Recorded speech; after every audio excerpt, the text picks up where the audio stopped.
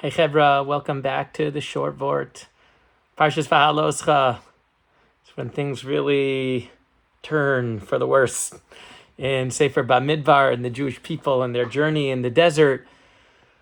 And it's hard to see that we're going to go now in this space because there's a lot of realities that the Jewish people are living in terms of disunity and faithlessness and infighting and ultimately punishments, things that feel like punishments that come to the Jewish people.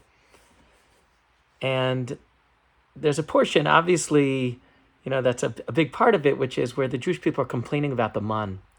And they say, Zacharnu es hadaga, we remember the fish we used to eat. It was so, sprawling, these Nile perch or whatever the heck they were eating. And, we remember the avatichim and the beautiful watermelons and the cucumbers and the onions. We'd go into the produce section in Egypt and it was amazing. And now we got nothing. We got nothing. We're dried up.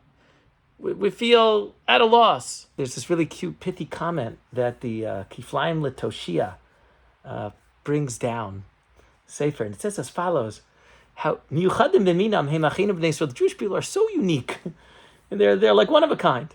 He says the fish and the onions of Egypt, they remember for a long time, a long memory for the fish and the onions, and pining for it and going back to it. V'yilu et hamakot ve'hanegishot, but the persecution and all of the things that they dealt with, and then Hashem coming to the rescue, right, and raining makos down on the Egyptians. He's like, those things they have a short memory for. They forget about it.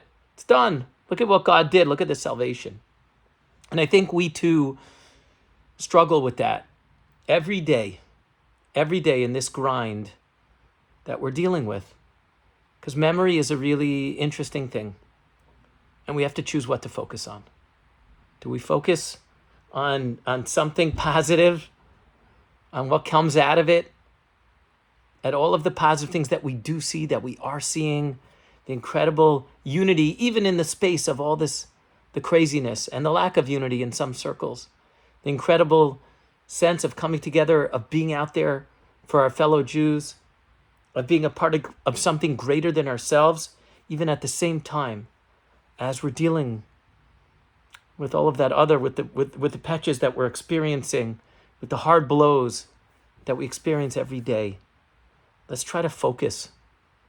Even though here it was a negative of, the fish and the onions, whatever, maybe we could flip the script and turn it into a positive.